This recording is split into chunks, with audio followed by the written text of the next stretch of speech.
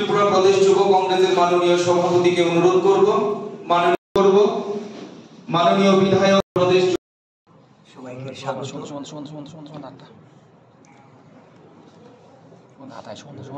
এটা সকলেরই জানা যে কোনো সংগঠনে, বিশেষ করে জাতীয় কংগ্রেস দলের মেরুদণ্ড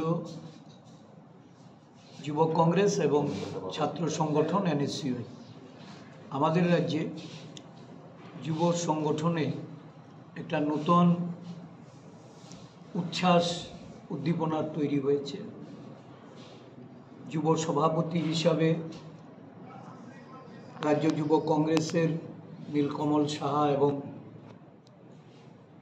কার্যকরী সভাপতি রূপে রাহুল সমাদ্দারকে দায়িত্ব অর্পণ করার পর সারা রাজ্য জুড়ে জেলা এবং ব্লক যুব কংগ্রেস কমিটিগুলি পুনর্গঠনের মাধ্যমে সংগঠনকে শক্তিশালী করার একটা উদ্যোগ সার্বিকভাবে তারা গ্রহণ করেছে। সারা দেশে এখন জ্বলন্ত সমস্যা হলো বেরোজগারি। কর্মসংস্থান নিয়ে যুবকরা নানাভাবে তারা যেমন বঞ্চিত, এবং এই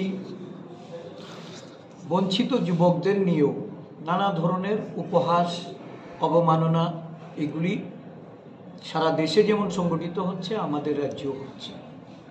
বর্তমানে কর্মসংস্থানের নামে এই রাজ্যের সরকার যেভাবে যুবকদের তাদের স্বপ্ন, তাদের স্থায়িত্ব, তাদের জীবন জীবিকা নির্বাহ নিয়ে ছিনিমিনি খেলে চলেছেন, এর বিরুদ্ধে যুবকদের সংগঠিত করার লক্ষ্যে রাজ্য যুব কংগ্রেস বরাবরের মতোই যে ভূমিকা পালন করা, এই ভূমিকা পালন করার লক্ষ্যে আজকে সমস্ত ব্লক এবং জেলার যুব নেতৃত্বকে তারা এখানে আহ্বান জানিয়েছে।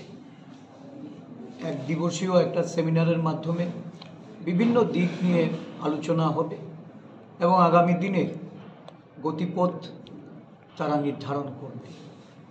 আমি বিশ্বাস করি যে এই রাজ্যে যুবকদের বঞ্চনা দূরীকরণ, যুবকদের কর্মসংস্থানের স্বার্থে এবং বর্তমান সরকারের এই রাজ্যে কর্মসংস্থান নিয়ে রাজ্যের যুবকদের প্রতি যে অবহেলা, এই পথ এটাকে পরিহার করার জন্য যে যুবকদের মধ্য থেকে গণ আন্দোলন তৈরি করা, এই আন্দোলনের একটা গুরুত্বপূর্ণ ভূমিকায় যুব কংগ্রেস অবতীর্ণ হতে যাচ্ছে।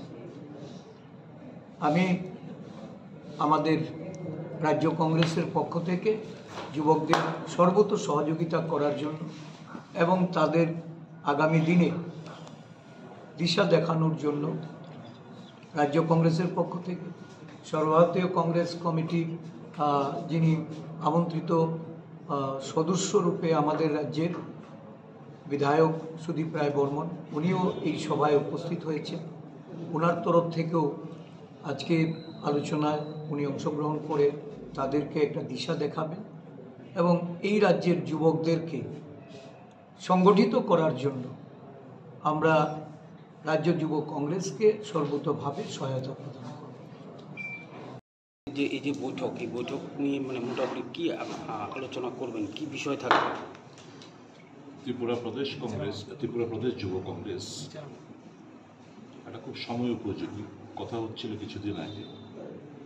মূলত আজকে যে বিষয়বস্তু নিয়ে আলোচনা হবে সেটা হচ্ছে মোদিজির 10 বছরের জামানায় দেশের বিভিন্ন রাজ্যে প্রায় অর্ধশতক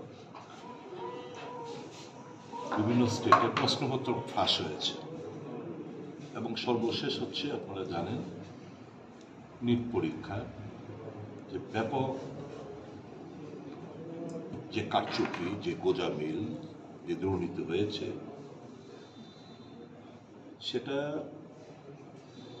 আমাদের দেশের মানুষের কাছে একটা মস্ত বড় একটা বিপজ্জনক পরিস্থিতি এসে দাঁড়িয়েছে। বেকারত্বর জ্বালা এমনিতে মানুষ দিশেহারা, যুবকরা দিশেহারা। সকলকে চাকরি দেবে আমরা সে কথা বলি না, যারাই পাবে এটা ট্রান্সপারেন্সি থাকা দরকার। ত্রিপুরা রাজ্যেও এইচএস টিপিএসসি রেজাল্ট গত 6 তারিখ বেরিয়েছে কম্বাইন্ডের। এর মধ্যেও ব্যাপক ব্যাপক দুর্নীতি এবং স্বজন পোষণের কথাবার্তা পরীক্ষার্থীরা আমাদের কাছে বারংবার কথা বলছেন। এরপর রয়েছে আপনার বিশ্বকর্মা যে যোজনা, এটা আপনারা জানেন, এটা প্রশিক্ষণ কেন্দ্রে তালা ঝুলছে, স্টাইপেন্ড পাচ্ছে না, তো মুখ থুবড়ে পড়েছে। তো সর্বোপরি যে পরিস্থিতি দাঁড়িয়েছে, বেকার বিরোধী মানসিকতার একদম পরিষ্কার একটা জলজান্ত একটা প্রতিচ্ছবি আমরা দেশব্যাপী দেখতে পাচ্ছি। এর বিরুদ্ধে যুবকদের জাগ্রত করতে এবং নেশার বিরুদ্ধে লড়াইটা কীভাবে আরও তেজিভাবে আনা যায়, শুধু অ্যাডভার্টাইজমেন্ট, মন্ত্রীদের ফ্ল্যাগ, ফেস্টুন, ব্যানার, অ্যাডভার্টাইজমেন্ট, কিছু বড় বড় লম্প কথাবার্তা বলে ত্রিপুরা রাজ্যটাকে সম্পূর্ণভাবে নেশার যারা কিংপিন তাদের হাতে ছেড়ে দিয়েছে।